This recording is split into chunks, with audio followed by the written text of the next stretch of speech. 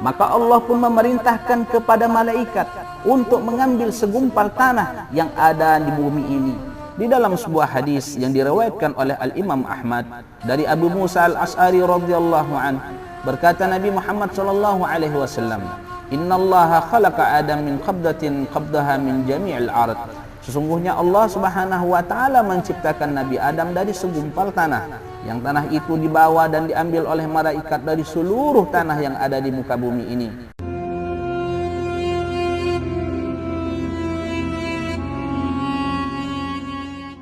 Bismillahirrahmanirrahim. Assalamualaikum warahmatullahi wabarakatuh. Alhamdulillahi rabbil alamin, wassalatu wassalamu ala asyrafil anbiya wal mursalin, sayyidina wa maulana Muhammadin wa ala alihi wa ashabi ajma'in. Manusia adalah makhluk yang dijadikan Allah Subhanahu wa taala sebaik-baik kejadian. Yang Allah berfirman, Bismillahirrahmanirrahim, laqad khalaqnal insana fi ahsani taqwim. Telah kami jadikan insan, manusia, sebaik-baik kejadian.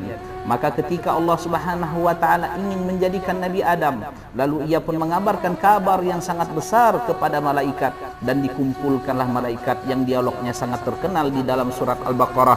A'udzu billahi minasy syaithanir rajim. Bismillahirrahmanirrahim. Wa idh qala rabbuka lil malaikati inni ja'ilun fil ardi khalifah. قالوا أتجعل فيها من يفسد فيها ويسفك الدماء ونحن نسبح بحمدك ونقدس لك قال إني أعلم ما لا تعلمون. Yang artinya, dan ingatlah ketika Tuhanmu berfirman kepada malaikat, aku hendak menjadikan khalifah di bumi. Mereka berkata, apakah engkau hendak menjadikan orang yang merusak dan menumpahkan darah di sana? Sedangkan kami bertasbih memujimu dan menyucikan namamu. Dan Allah pun berfirman, sungguh aku mengetahui apa yang tidak kamu ketahui. Malaikat terheran-heran dan bertanya, kenapa Allah Subhanahu wa taala tidak menjadikan mereka saja yang selalu taat kepada Allah Subhanahu wa taala? Karena 2000 tahun sebelum diciptakan khalifah, diciptakan Nabi Adam di atas muka bumi, Allah menciptakan makhluk yang bernama Al-Hin dan Al-Bin, yang mereka dari golongan jin, untuk menjadi khalifah di atas muka bumi ini. Namun apa yang dikerjakan mereka? Mereka saling bunuh-bunuhan, menumpahkan darah, merusak di atas muka bumi ini. Oleh karena berlebihannya mereka, Allah pun murka dan mengirimkan bala tentara dari para malaikat. Lalu mereka pun lari kocar-kacir, tunggang langgang. Mereka pun mengasingkan diri di gunung-gunung, di hutan-hutan, di lautan, dan juga dengan tempat-tempat yang terpencil. Maka tidak heran kalau kita mendengar ada kerajaan jin di pantai lautan selatan, dan juga ada batu Benjamban yang ada di Kalimantan Barat. Karena di sanalah mereka mengasingkan diri. Jadi ketika itulah malaikat pun terheran-heran, karena malaikat pun hidup dengan damai. Beribu-ribu tahun lamanya mereka beribadah kepada Allah Subhanahu wa taala, dan juga makhluk surga yaitu iblis. Dikatakan oleh Abdullah bin Abbas, sahabat baginda Nabi Muhammad sallallahu alaihi wasallam radhiyallahu anhuma, kana iblis raisul malaikah fi sama'id dunya. Iblis adalah pemimpin dari para malaikat di langit dunia, di langit yang pertama. Iblis yang dinamakan Azazil sebelum ia berdurhaka kepada Allah Subhanahu wa taala. Digambarkan bentuk rupanya yang rupawan, mempunyai 4 sayap, dan juga mereka menjaga surga, sehingga malaikat pun menaruh hormat karena ketinggian ilmu dan kedekatan iblis kepada Allah Subhanahu wa taala. Maka Allah pun memerintahkan kepada malaikat untuk mengambil segumpal tanah yang ada di bumi ini. Di dalam sebuah hadis yang diriwayatkan oleh Al-Imam Ahmad dari Abu Musa Al-Asy'ari radhiyallahu anhu, berkata Nabi Muhammad sallallahu alaihi wasallam, "Innallaha khalaqa Adam min qabdatin qabdaha min jami'il ard." Sesungguhnya Allah Subhanahu wa taala menciptakan Nabi Adam dari segumpal tanah, yang tanah itu dibawa dan diambil oleh malaikat dari seluruh tanah yang ada di muka bumi ini. Faja'u banu Adam ala qadaril ard, maka jadilah anak Adam yang terlahir sesuai dengan tanah mana yang ia dijadikan. Faja'u minhum al-abyad wal ahmar wal aswad, dan jadilah mereka yang kulitnya pun berbeda-beda, ada yang putih seperti kebanyakan orang Cina, Jepang, orang Korea, dan ada yang kemerah-merahan seperti kita Nusantara, dan ada juga orang Arab dan juga orang Eropa, dan berwarna hitam yang kebanyakan adalah orang Negro dan orang Afrika. Wa tabi'u fahash, dan ada sebagian mereka yang berperangai baik dan buruk, wa bayna zalik, dan ada yang bercampur keduanya, wa sahal wa huzan, yang keras dan juga ada yang lembut, dan ada pun yang tercampur antara keduanya. Tidak lain adalah Allah Subhanahu wa taala memperlihatkan atas kebesaran dan kekayaan Allah agar kita saling mengenal. Ketika Allah Subhanahu wa taala pun membuat Nabi Adam, dibiarkanlah 40 tahun lamanya, maka iblis dan para malaikat pun melihat dengan dekat dan melihat takjub dan terheran-heran.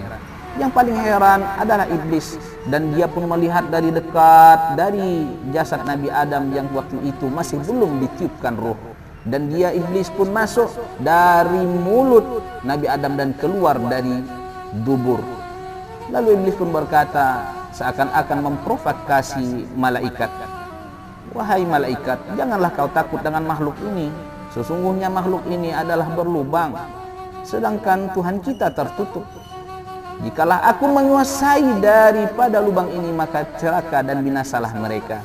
Maka itulah, kita jagalah lubang yang dari mulut kita, lubang telinga kita, lubang mata kita, lubang penciuman kita, dan lubang daripada kemaluan kita dari hal-hal yang buruk. Maka kita jagalah diri kita agar tidak dimasuki oleh iblis yang memang mereka ingin menyesatkan anak Adam dari makanan yang halal. Ketika kita mau makan, makanlah dengan tangan kanan dan bacalah dengan Bismillahirrahmanirrahim. Semoga Allah Subhanahu wa taala menjaga kita dari gangguan jin dan syaitan. Lalu Nabi Muhammad sallallahu alaihi wasallam pun mengatakan di dalam sebuah hadisnya, khairun yaumin tatlu'u fihi syami yaumul jum'ah, sebaik-baik hari yang diterbitkannya matahari adalah di hari Jumat. Fiha khuliqa Adam, karena hari Jumat itu Nabi Adam diciptakan Allah. Wa fiha udkhilal jannah, dan di hari Jumat pula Allah masukkan Nabi Adam dalam surga. Wa fiha ukhrija minha, dan di hari Jumat pula Allah keluarkan Nabi Adam dari surga di atas muka bumi ini. Fala taqumus sa'ah illa fi yaumil jum'ah, dan tidak akan terjadi hari kiamat kecuali di hari Jumat. Lalu Nabi Adam pun diciptakan Allah Subhanahu wa taala pada hari Jumat. Dalam sebuah hadis yang panjang dari Abu Hurairah radhiyallahu anhu, dan Nabi Adam pun diciptakan Allah Subhanahu wa taala dari tanah liat. Lalu Allah pun menyirami, mencampurkannya dengan air, lalulah dibiarkan Allah sampai kering. Maka ketika itu Allah pun meniupkan ruh di dalam jasad Adam yang dimulai dari kepala. Lalu masuklah ruh di mata, lalu Nabi Adam pun bisa melihat.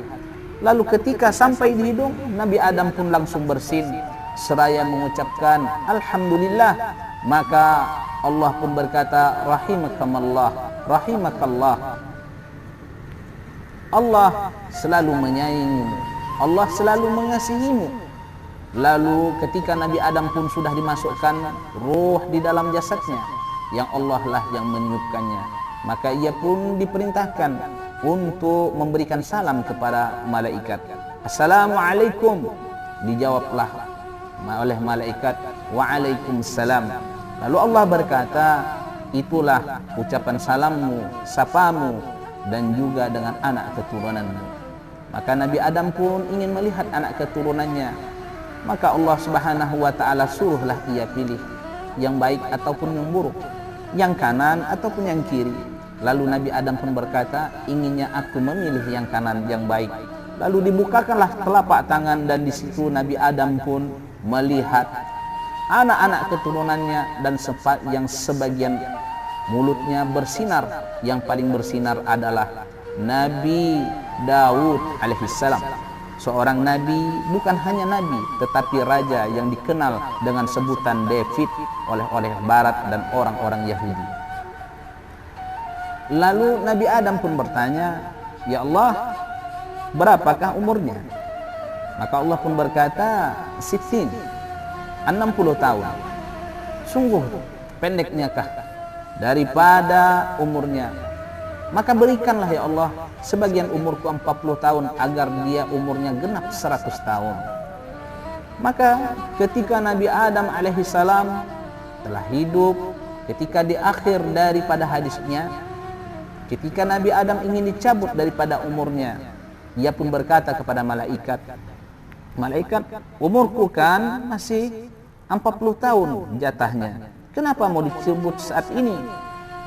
Maka malaikat pun mengingatkan bahwasanya kan kamu sudah memberikan sebagian umurnya selama 40 tahun kepada zuriahmu yang bernama Nabi Daud alaihissalam. Dan akhirnya Nabi Adam pun membantahnya, dan jadilah anak keturunan Adam yang suka kadang-kadang berbantah-bantahan dan juga mengeles. Tidak lain bantahan yang pertama adalah Nabi Adam alaihissalam. La yusammal insana insanan illa linasihi. Tidaklah dijadikan manusia kecuali dengan insan yang pelupa. Ketika itu Allah Subhanahu wa taala pun memperlihatkan kebesarannya kepada para malaikat, kelebihan Nabi Adam alaihissalam. Wa 'allama Adam al-asma'a kullaha thumma 'aradahum 'alal malaikati faqala anbi'uni bi asma'i haula'i in kuntum shadiqin. Lalu Allah pun mengajarkan Nabi Adam seluruh para nama-nama perbendaharaan langit dan bumi. Dan dikatakan oleh para ulama termasuk Abdullah bin Abbas radhiyallahu anhuma, Nabi Adam diajarkan tentang nama-nama hewan, termasuklah dari ikan, ada ikan paus, ada ikan hiu, ada ikan gulama, ada ikan mujair, dan macam-macam. Dari burung diajarkanlah Nabi Adam ada burung parkit, nuri, kaswari, cendrawasih, dan macam-macamnya. Dan bahkan nama-nama panci, perbendaharaan, kuali pun diajarkan kepada Nabi Adam. Sehingga ketika dilemparkan pertanyaan itu kepada malaikat, malaikat pun tak tahu menjawabnya. Dan malaikat pun berkata, subhanaka la ilma lana illa ma 'allamtana innaka antal alimul hakim. Maha suci engkau, tidak ada yang kami ketahui selain apa yang telah engkau ajarkan kepada kami. Sungguh engkaulah yang maha mengetahui dan maha bijaksana. Oleh karena ketinggian daripada Nabi Adam alaihissalam, lalu malaikat pun berkata, subhanaka la ilma lana illa ma 'allamtana innaka antal alimul hakim. Maha suci engkau, tidak ada yang kami ketahui selain apa yang telah engkau ajarkan kepada kami. Sungguh engkaulah yang maha mengetahui lagi maha bijaksana. Nabi Adam alaihissalam dilebihkan oleh Allah Subhanahu wa taala bukan oleh karena bentuk yang cantik, rupawan, dan dari apa ia diciptakan, oleh karena ilmulah yang mengangkat derajat Nabi Adam alaihissalam, sehingga malaikat pun diperintahkan Allah Subhanahu wa taala bersujud. Wa idz qulna lil malaikati isjudu li adama fasajadu illa iblisa aba wastakbara wa kana minal kafirin.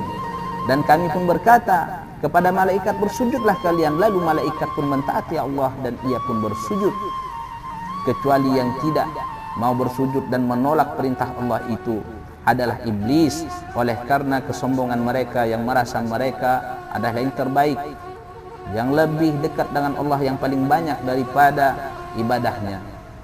Na'udzubillah min zalik. Mudah-mudahan kita dijauhkan daripada sifat sombong yang kotor hatinya seperti iblis laknatullah.